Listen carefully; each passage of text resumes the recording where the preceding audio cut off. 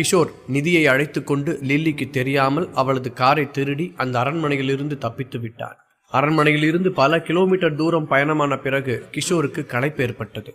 அதனால் கிஷோரும் நிதியும் தூங்கலாம் என காரிலேயே தூங்க ஆரம்பித்து விட்டார்கள். ஆனால் அவர்கள் தூங்க ஆரம்பித்த பிறகு கார் தானாகவே இயங்கியது. அது பின்னோக்கி நகர்ந்து செல்ல தொடங்கியது. அந்த கார் ஒரு ஆவியால் இயக்கப்படுவது போல சரியாக பின்னோக்கி வளைவு சுழிவான பாதைகளையெல்லாம் கடந்து போய் கொண்டிருந்தது. அதே நேரத்தில் வாகனத்துக்குள் உறங்கிக் கொண்டிருக்கும் இருவரும் எழும்பி விடாமல் இருக்கும்படி அந்த வாகனம் ரொம்பவே எச்சரிக்கையாக இருந்தது. கிஷோருக்கோ நிதிக்கோ தங்களுக்கு நடந்து கொண்டிருக்கும் எதுவுமே தெரியவில்லை. அந்த கார் தனது பணியை செய்து கொண்டிருந்தது. அது பாட்டுக்கு எந்த ஒரு இடையூறும் இல்லாமல் மெதுமெதுவாக உருண்டு போய் கடைசியாக அந்த மாளிகையை அடைந்து விட்டது. அடைந்தது மட்டுமில்லாமல் அந்த அரண்மனைக்குள் அது எங்கே மறைத்து நிறுத்தப்பட்டிருந்ததோ அதே இடத்துக்கு போய்விட்டது.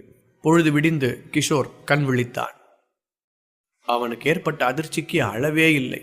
உடனடியாக உறங்கிக் கொண்டிருந்த நிதியையும் எழுப்பினான். இருவரும் தாங்கள் இன்னும் புறப்படாமல் அந்த அரண்மனைக்கு உள்ளேயே இருப்பதை நினைத்து பயந்து போனார்கள். விடியலின் அரை வெளிச்சம் அப்போது பரவத் தொடங்கியிருந்தது. என்னது நிதி, நான் பார்த்துட்டு இருக்கிறது கனவா நிஜமா? நாம் ராத்திரி தானே இந்த கார் எடுத்துக்கிட்டு இங்கிருந்து ரொம்ப தூரம் கிளம்பி போனோம். பட் எப்படி நாம் இப்போ இங்கே சிக்கியிருக்கோம்? என்ன நடந்தது என்று கேட்டான் கிஷோர். என்ன நடந்ததுன்னு என்ன கேட்டா? அறிவில்லையா கிஷோர்? கார் எடுத்துட்டு அவ்வளோ தூரம் போனல, அப்படியே இந்த ஊரை விட்டு போயிருக்கலாமே.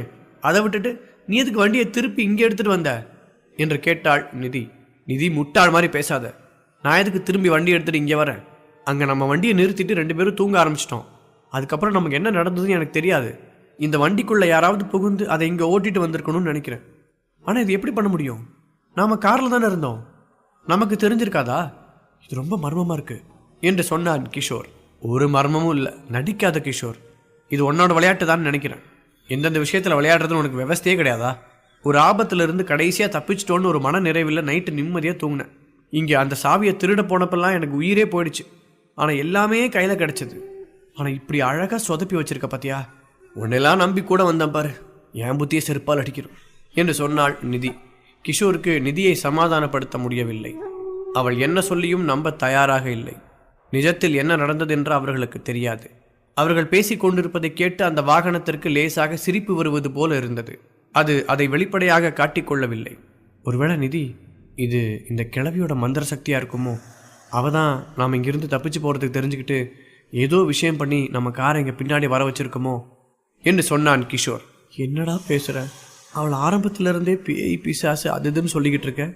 அவள் எந்த சந்தர்ப்பத்திலையும் நம்மக்கிட்ட சக்தியை பயன்படுத்தவே இல்லை. ஆனால் இப்போ நீ ஒரு விஷயம் சொன்ன பார்த்தியா, இது என் மனசில் நிற்கிது. எப்படி காருக்கெல்லாம் வசியம் பண்ண முடியும்? உனக்கு என்ன பைத்தியம் முடிச்சிருக்கா கிஷோர்? சின்ன குழந்தை கதை சொல்கிற மாதிரி கதை சொல்லிக்கிட்டு இருக்கேன், நானும் கேட்டுக்கிட்டு இருக்கேன். எனக்கு எவ்வளோ பயமாக இருக்குது தெரியுமா என்று கேட்டாள் நிதி. கிஷோருக்கும் தான் சொல்வது சின்ன பிள்ளைத்தனமாகத்தான் இருந்தது. ஆனால் அப்படி நடந்திருக்காது என்று சொல்ல முடியாது.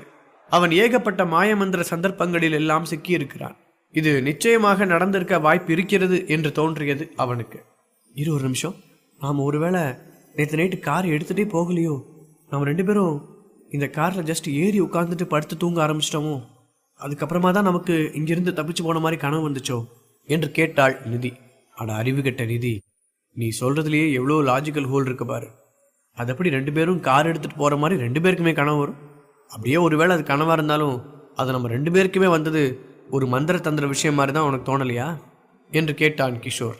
மேலும் மேலும் பயம் அதிகரித்தது நிதிக்கு. எப்பா சாமி, என்னால் முடியல. நான் இங்கே வந்ததே மிகப்பெரிய தப்பு. என் வாழ்க்கையில் எனக்கு பெரிய பிரச்சனையாக இருக்க போகிறது என் அப்பா தான் நினச்சேன். ஒரு நாள் துப்பாக்கி கூட எடுத்து அந்த ஆளுடைய நெஞ்சிலே சுட்டு தள்ளணும்னு விரும்பிட்டு இருந்தேன். இன்றைக்கி என்னடானா அவனே பரவாயில்ல போல் இருக்கு. இங்கேருந்து தப்பிச்சோம் பொழைச்சோன்னு எஸ்கேப் ஆனால் போதும், அந்த மாதிரி சூழ்நிலையில் சிக்கிட்டேன் என்று சொன்னாள் நிதி. இரு நிதி, ஒரு நிமிஷம். நாம் இங்கே கார் வரைக்கும் வந்ததாக மட்டும்தான் வச்சுப்போம். நமக்கு வந்தது எல்லாமே கனவாக இருந்துட்டு போட்டோம். இப்போது நம்ம இன்னும் மாட்டிக்காமல் தான் இருக்கோம். லில்லிக்கு நம்ம இங்கேருந்து தப்பிச்சு போன விஷயம் தெரியாது. இப்போ தான் விடிஞ்சிருக்கு. லில்லி முழிச்சிருக்க வாய்ப்பே இல்லை. நமக்கு தப்பிச்சுக்கிறதுக்கு ஒரு வாய்ப்பு இருக்குது. சீக்கிரமாக நாம் அரண்மனைக்குள்ளே போய் நம்மளோட ரூமில் படுத்துக்கலாம். நாம் மாட்டிக்க மாட்டோம் என்று சொன்னான் கிஷோர். நீ பேசுகிறதுல ஏதாவது லாஜிக் இருக்கா கிஷோர்? இந்த கார் எடுத்துகிட்டு அவ்வளோ தூரம் போனது இல்லாமல் நமக்கு கனவாக வந்துருச்சுன்னு சொல்கிற. அப்படின்னா அது சும்மா வந்துச்சா? அந்த லில்லி பண்ணி வச்ச மந்திரத்தினால தானே வந்திருக்கணும். திரும்ப அவளோட கோட்டைக்குள்ளேயே போய் படுத்துக்கலான்னு சொல்கிற. உள்ளே போய் என்ன நடக்கும்? அவளும் நாம் அங்கிருந்து தப்பிச்சு போக முயற்சிக்கலான்னு நம்புவான்னு நினைக்கிறியா? அவளுக்கு தான் நம்ம தப்பிச்சு போனது தெரியுமே. இப்போ தெரியாத மாதிரி காட்டிக்கிட்டாலும் அது நடிப்பு தானே. போய் சிங்கத்தோட வாயில தலையை விட சொல்கிற பத்தியா நீ? உனக்கெல்லாம் அறிவு இருக்கா என்று கேட்டாள் நிதி. இங்கே பாரு நிதி, அதெல்லாம் எனக்கு தெரியாது. அவள் இந்த விஷயம் தெரியாத மாதிரி நடித்தா கூட ஓகே, அதை நமக்கு கொஞ்சம் டைம் வாங்கி கொடுக்கும். ஆனால் நாம் இப்போது அவள் இல்லைன்னு சொன்ன காரை கண்டுபிடிச்சி அதுக்குள்ளே உக்காந்துட்டு இருக்கோன்றது அவளுக்கு தெரிய வந்துட்டா அப்பட்டமாக எல்லாம் உடஞ்சிரும். அவள் 2 நாள் கழித்து நமக்கு வச்சுருந்த திட்டத்தை இன்றைக்கே நிறைவேற்றிடுவா. அந்த சிக்கல் நமக்கு தேவையா? இங்கிருந்து நம்ம ஓட ஆரம்பித்தா கூட காட்டுக்குள்ளே சிக்கிப்போம். இந்த காட்டுக்குள்ளேயும் மலைக்குள்ளேயும் இருந்து எப்படி வெளியே வருதுன்னு யாருக்குமே தெரியாது. இது நமக்கு தேவையா என்று சொன்னான் கிஷோர். டேய் முட்டாள் கிஷோர், உனக்கு ஏதாவது அறிவு இருக்குன்னு நான் நினச்சேன். அதுதான் கார் வரைக்கும் வந்துட்டோம்ல, இன்னும் தான் அந்த கிளவி எழும்பலன்னு சொல்கிறல்ல. இப்போவாவது கனவு காணாமல் பேசாமல் கார் எடுத்துகிட்டு இங்கிருந்து கிளம்பிடலாம்ல. எதுக்கு நான் வெறுங்காலில் ஓடணும் என்று சொல்லி காரின் சாவியை திருகினாள் நிதி. ஆனால் கார் ஸ்டார்ட் ஆகவில்லை. கிஷோருக்கு சிரிப்பு வந்தது. நிதி, நீயும் அறிவாளி இல்லை, நானும் அறிவாளி இல்லை. இப்போ நமக்கு என்ன நடந்துட்டுருக்குன்னு நமக்கு மொத்தமாக குழம்பி போச்சு. ஒருவேளை நாம் நேற்று நிஜமாவே கார் எடுத்துகிட்டு இந்த இடத்த விட்டு தப்பிச்சு போயிருந்தோன்னா கூட வச்சுக்கோவேன். இப்போ அது நமக்கு கனவாக தான் தோணுது. நாம் என்ன மாதிரியான மந்திர விளையாட்டுக்குள்ளே மாட்டிக்கிட்டோன்னு சத்தியமாக என்னால் சொல்ல முடியல. நாம் ஒரு பெரிய ஆபத்தில் இருக்கோன்னு மட்டும் எனக்கு தெரியுது. ஆனால் இதில் தற்காலிகமாக தப்பிக்கிறதுக்கான வழியை வேணால் நம்ம பார்க்கலாம். சீக்கிரமாக நம்ம ரூமுக்கு போவோம் என்று கிஷோர் அவளை கட்டாயமாக கையை பிடித்து இழுத்து கொண்டு அரண்மனைக்குள் போனான். அரண்மனையின் கதவு திறந்திருந்தது. லில்லி விழித்திருக்கவில்லை. விரைவாக சென்று அவர்கள் தங்கள் அறையில் படுத்து கொண்டார்கள். மணி 10 இருக்கும்போது அவர்களின் அறை கதவு தட்டும் சத்தம் கேட்டது. கிஷோர் தான் போய் கதவை திறந்தான். முடிச்சிட்டிங்களா? நான் உங்களை 3 மணி நேரமாக கதவை தட்டி கூப்பிட்டுட்டு இருக்கேன். உங்கள் யாருக்குமே காது கேட்கல. இந்த சிட்டியை சேர்ந்தவங்க எல்லாம் இப்படி தான் இருக்கீங்க. உங்கள் உடம்பை இந்த மாதிரிலாம் ஏன் நைட்டு தூங்காமல் கெடுத்துக்கிறீங்க? அப்படி உங்கள் செல்ஃபோன்லலாம் என்ன இருக்குது? இந்த காட்டை பாருங்கள், மலை சூழ்ந்த இந்த இடத்த பாருங்கள். இதை விட இன்ட்ரெஸ்டிங்கான விஷயம் உங்களுக்கு செல்ஃபோனில் இருக்கா? நீங்கள்லாம் போய் சுற்றிட்டு வந்தாலே உங்களுக்கு டைம் போகிறதே தெரியாது. ஒரு நாளே முடிஞ்சு போயிடும். எத்தனை நாள் மாதம் செலவு பண்ணாலும் இந்த காட்டையும் மலையும் சுற்றி முடிக்க முடியாது. அதை விட்டுட்டு நீங்கள் ஒரு சின்ன செல்ஃபோனுக்குள்ளே உங்கள் உலகத்தை சுருக்கிக்கிட்டீங்க. உங்களெல்லாம் பார்க்க எனக்கு ரொம்ப பரிதாபமாக இருக்குது என்று சொன்னாள் லில்லி. கிஷோர் பவ்யமாக பேசத் தொடங்கினார். இல்லை பாட்டி, அப்படிலாம் இல்லை. நாங்கள் செல்ஃபோனெல்லாம் ராத்திரி யூஸ் பண்ணல. 2 பேரும் ரொம்ப தூரம் வழி தெரியாமல் மாறி மாறி இங்கே வந்து சேர்ந்துருக்கோம். அதனால் எப்படி இங்கேருந்து அடுத்து புறப்படுறதுன்னு பேசிக்கிட்டு இருந்தோம். அந்த பொண்ணு ரொம்ப பயந்து போயிட்டா. அதனால தான் அவளை சமாதானப்படுத்திக்கிட்டு இருந்தேன். நாங்கள் 2 பேரும் ஃப்ரெண்ட்ஸ் தான், இப்போ தான் அறிமுகமாயிட்டோம். அதனால் 2 பேரும் ஒரே ரூமில் தங்குறதை பற்றி எங்களுக்கு சில பிரச்சனைகள் இருந்தது. அதைத்தான் பேசி சால்வ் பண்ணிக்கிட்டு இருந்தோம். நீங்கள் நினைக்கிற மாதிரிலாம் இல்லை. எனக்கு ஃபோன் அவ்வளோவா யூஸ் பண்ணுறது பிடிக்காது என்று சொன்னான் கிஷோர். அப்படியா? நீங்கள் ஃப்ரெண்ட்ஸுன்றது என்கிட்ட முன்னாடியே சொல்லியிருக்கலாமே, தனித்தனி ரூம் கொடுத்துருப்பேனே என்று சொன்னாள். இல்லை பாட்டி, அதுவும் கொஞ்சம் அந்த பொண்ணுக்கு பயமாக தான் இருந்துச்சு. அந்த பொண்ணு என்னை நம்பவே ரொம்ப டைம் எடுத்துக்கிட்டா. கடைசியாக ரொம்ப ஆபத்தான ஒரு சுச்சுவேஷனில் தான் என்னை நம்ப வேண்டிய கட்டாயம் அவளுக்கு வந்துச்சு. இப்போ இன்னொரு புது இடத்துல அவளுக்கு என்னை விட்டுட்டு தனியாக இருக்கிறது கஷ்டமாயிடுச்சு. என் கூட இருக்க முடியாது, பட் என்னை தள்ளி விட்டு தனியாகவும் இருக்க முடியாது. அதனால் ஒரு சப்போர்ட்டுக்காக நான் கூட இருந்தேன், வேற ஒன்றும் இல்லை என்று சொன்னான் கிஷோர். நீ ரொம்ப நல்லவ மாதிரி பேசிகிட்டு இருக்க தம்பி. இந்த மாதிரி பேசுகிற ஆண்களெல்லாம் எனக்கு சுத்தமாக பிடிக்காது. இனிக்க பேசுவீங்க, பட் உள்ள வேற ஏதாவது தப்பான நோக்கம் இருக்கும். ஏதோ அந்த பொண்ணு நீ பாதுகாப்பாக தான் இருந்தேன்னு சொன்னால் நான் நம்புகிறேன் என்று சொன்னாள் லில்லி. கிஷோருக்கு அந்த பாட்டி சொன்னது முகச்சுளிப்பை ஏற்படுத்தி இருந்தாலும் அதை காட்டிக்கொள்ளவில்லை. இல்லை பாட்டி, கிஷோர் என்னை எதுவுமே பண்ணலை. அவர் என்னை பத்திரமா தான் பார்த்துக்கிட்டாரு.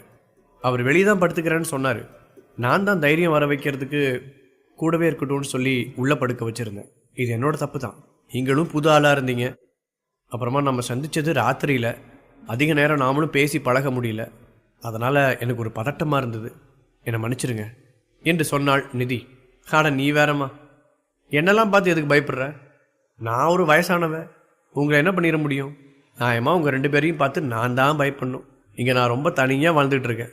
சரி, இருந்தாலும் உங்களை மாதிரி வெளியாட்கள் வந்துட்டு போகும்போது தான் எனக்கு புது விதமாக நேரம் போகுது.